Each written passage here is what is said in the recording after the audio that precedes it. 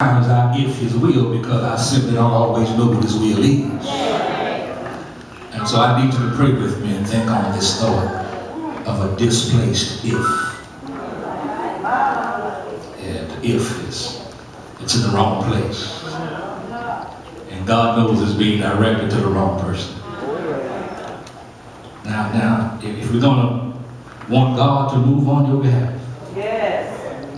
it's imperative that we have our ifs in the right place. Those of us who are familiar with this account, not only Mark records it, but Luke and Matthew records this scene. This case was a serious case. A case that was beyond the means of men in that day and time to do anything about it. This case was a case, are you praying with me, that involved a father and his son. And the report revolves around both father and son. I think I ought to tell you that in essence the father had no physical problems. The father didn't possess any problems of any nature that we could make mention of in terms of his physical and mental abilities. We can only deduce the fact that the father was in pretty good shape, both mentally and physically. But yet the father is bothered and greatly disturbed because of the condition of his son. And there are those of us in here this morning who can witness that nothing can bother a parent than the problems of their children. If you want to get to the heart of a father, a real father, and if you want to get to the heart of a real mother and wring it like a rag and let them find their children caught up in some serious trouble. This father, I'm glad to report, was a good father because he had general concern for the welfare of his son. The record is not short in telling us about the boy's condition. It was not in essence a physical disorder, but the reality was the boy was demon possessed. And say what you want, I still think some folk are running around the street today demon possessed. Somebody read the story that this boy was plagued by a demon. A demon lived within the boy, and the demon took charge of his actions. There were times when the boy would be irrational and he would fall on the ground and waddle in the dirt at the mouth and foaming at the mouth like a mad dog. It's right there, read the story. Much had to been said about the agony of this father to stand and watch his son go through violent convulsions. It had to be agony upon the father to see his son go into violent jerking and losing his equilibrium, falling to the ground and foaming at the mouth. That had to be a sight for a father to see. The record tells us that if that wasn't bad enough, the situation was even worse. Because every now and then the boy would be near a fire. And the demon presence within him would take charge of him and run him into the fire. Read it when you get home. I wish you could have been there to see the father running after him and sticking his arms and hands into the midst of the fire in order to get his son out of that fire. Yes, Lord. Oh, I'm sure many times the father burned himself in an effort to rescue his son. Yes, Lord. And it didn't stop there. There are those of us who know that the situation went even further, because when the boy would be near deep water, the same demonic presence would rage within the boy and throw him into the water in an effort to drown him. On numerous occasions, the father, again, can't you see him running after his son, trying to save his son from drowning in the water. I want to tell you, the father went through much with his son. Every pain that his son felt, no doubt the father felt. But somehow or another, somewhere, the father had heard about Jesus. I mean, news of Jesus was all over town. His deeds needs had reached the ears of this disturbed and distressed father. And after having exhausted all else, he decides that Jesus is the one I need to see. Doctors couldn't do this boy no good. All else had proven to fail. He had this last-ditch effort. He no doubt heard about Jesus being a wonder worker. He had no doubt heard that if you were hungry, Jesus was a man that could feed you. Maybe he heard about how Jesus served a banquet with 5,000 with 2 fish and 5 loaves. He fed them all till they were fed, including women and children. Maybe he got the scoop on Jesus showing up at that wedding in Cana of Galilee. And you remember they ran out of wine and Jesus turned water into wine. And not only wine, but the governor said, this wine is better than any wine I've ever tasted. I don't know what he heard. Maybe he heard from blind Bartimaeus who said, I ran him down the wayside one day and I said, Lord, that I might receive my sight. Oh, I don't know how much the disturbed father heard, but he heard something. And the Bible said that your faith comes by hearing. Yeah, you got to hear the word of God.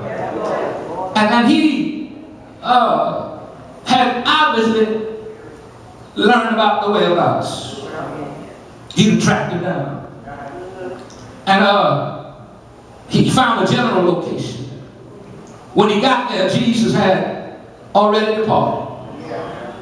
He had taken temporary leave. He had some other business to tend to. Yeah, he went up in a mountain. Chapter 9, verse 1, you see him going up with Peter, James, and John.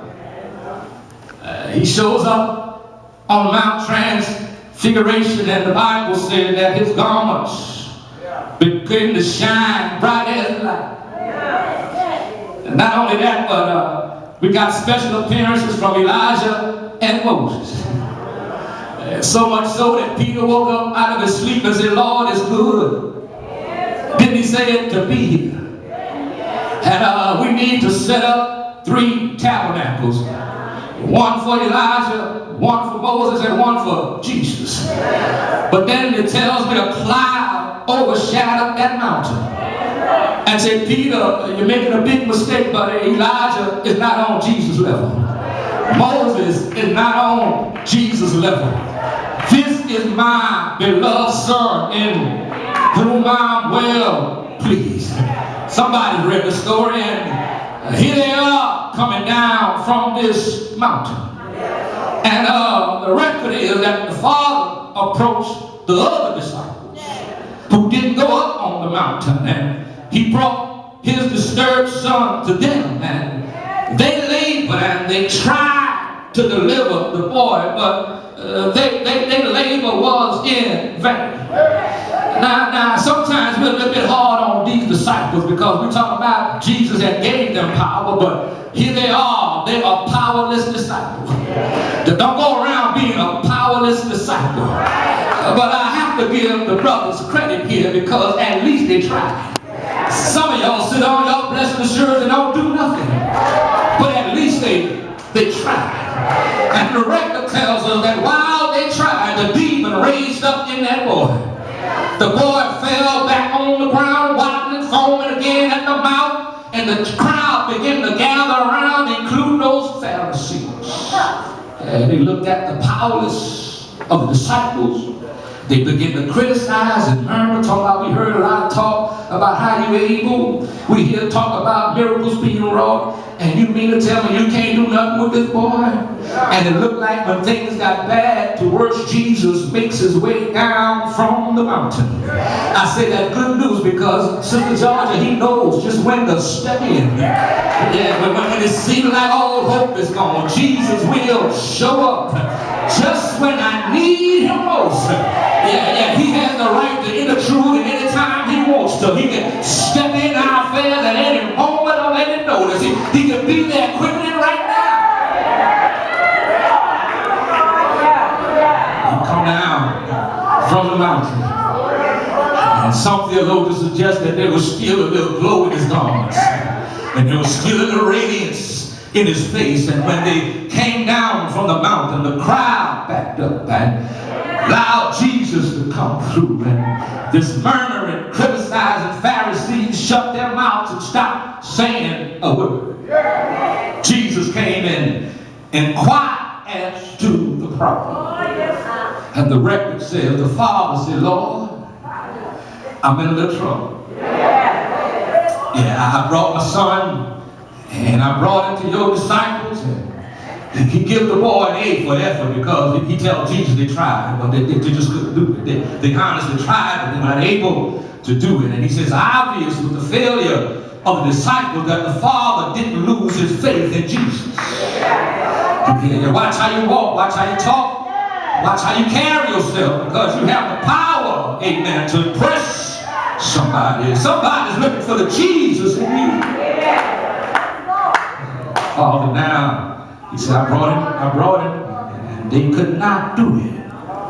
But if, watch me now, if you can do anything, maybe you can, maybe you can't, but I do know one thing. I brought him to your boys and they couldn't do nothing. Maybe, I don't know, maybe this is a demon too big for you to handle, but if you can do anything, have compassion on us. And I got to report to you that this if was displaced. It's in the wrong place. And that's not the only if in the Bible that's in the wrong place. I mean, there's some other ifs that's in the wrong place. What are you saying, Reverend? We remember when Jesus was taken to the wilderness, and he was there for 40 days and 40 nights, and this is after he was baptized by John in the River Jordan. You remember, come on, my Bible readers, after 40 days and 40 nights, the tempter came to him, and the record tells that the devil tried to, he put an if. He said, if you be the Son of God, command these stones be turned to bread. There was another if at Calvary. Yeah, you remember the two thieves that were on either side, and one of them had the nerve to say, if you be who you say you are, come down from this cross and save us. But I'm glad to tell you that there are some ifs that's in the right place. Well, yeah, I kept on digging, and I found a couple of ifs that's in the right place. I mean, if you go to 2 Chronicles chapter 7, somebody read it, you're going to find an if in the right place. Sister Robinson said, if my people, come on, which are called by my name, shall humble themselves and pray and seek my face and turn from their wicked ways, then shall I hear from heaven, and then will I hear their land. Somebody read that there's another if that's in the right place, and I get happy every time I read it. And it's in Psalm 124, it says, if it had not been, come on, y'all read that, for the Lord who was on my side, tell me where would I be? Can I tell you about one more if? Yeah, that's in the right place. Yeah, Sister Jackson, you remember there was a woman with an issue of blood, and she had bled 12 years, and she was in our house getting ready, and all she said, Sister Bridget, was, if I could just touch. That's the if that's in the right place. Yeah. She heard him, he was in town. So Jesus said, well, let me watch him. Jesus said, okay, I got your request. I got it. Now, before he could do anything with the boy, he got to deal with the dad.